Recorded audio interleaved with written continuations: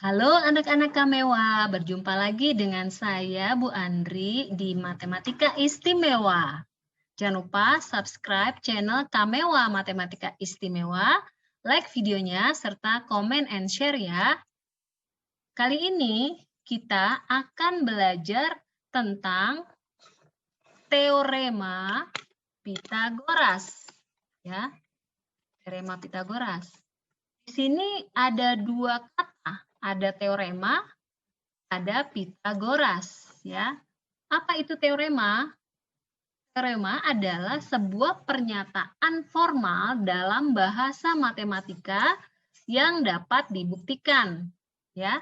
Jadi sudah dapat dibuktikan ini. Kemudian Pitagoras itu apa? Pitagoras, walaupun ini terkenal di dalam matematika, dia adalah seorang filsuf ya. Ini dia nih Pitagoras. Dia seorang filsuf dari Yunani. Yunani itu ada di sini nih. Ini Yunani ya, tuh. Yang orange ini nih. Ini Yunani. Jadi Pitagoras itu seorang filsuf dari Yunani yang lahir pada tahun 570 sebelum Masehi atau sekitar abad ke-6 ya. Bagaimana sebenarnya detail dari teorema Pitagoras ini? Terkait teorema Pitagoras, ada sedikit perbedaan cara memaknainya dulu dan sekarang. Ya. Nih, kalau yang sekarang kita kenalnya seperti ini ya. A, B, C, A kuadrat, A dan B adalah sisi siku-siku, C-nya adalah sisi miring. Bagaimana perbedaannya dulu dan sekarang? Mari kita perhatikan. Kalau dulu, teorema Pitagoras itu menyatakan relasi antara luas persegi yang terbentuk, yang ini ya, di setiap sisi segitiga siku-siku.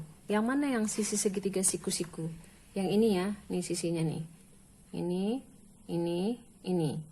Nah ini perseginya yang terbentuk ya. Jadi menyatakan hubungan luas persegi di antara sisi segitiga siku-siku ini.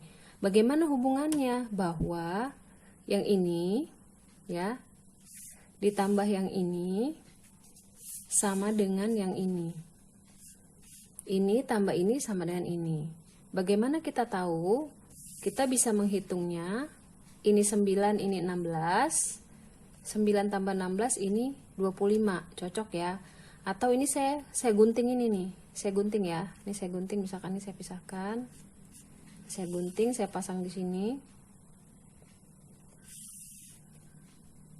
Saya pasang di sini. Ya. Nah, ini luas ini itu sama dengan luas ini. Saya tumpuk ya. Tuh. Sama ya, saya tumpuk. Jadi ini sama dengan ini. Kalau sekarang teorema Pitagoras itu bunyinya pada segitiga siku-siku, ini siku-siku di sini ya, berlaku jumlah kuadrat sisi siku-sikunya sama dengan kuadrat sisi miringnya. Jadi kalau misalkan sisi siku-sikunya yang ini A, kemudian yang ini B, jumlah kuadrat sisi siku-siku adalah A kuadrat tambah B kuadrat sama dengan kuadrat sisi miring, sama dengan C kuadrat. A kuadrat tambah B kuadrat sama dengan C kuadrat. Jadi jelas ya, antara teorema Pitagoras dulu dan sekarang itu sedikit berbeda. Jadi kalau zaman dulu itu belum terfikir mengaitkan dengan panjang sisi dari segitiga siku-siku. Jadi hanya terfikir bahwa ini adalah berbicara luas persegi yang terbentuk dari setiap sisi-sisi segitiga siku-siku, ya, seperti itu. Yang menarik kemudian adalah kenapa sih namanya teorema Pitagoras? Apakah teorema ini memang ditemukan oleh Pitagoras atau memang teorema ini dibuktikan kebenarannya oleh Pitagoras?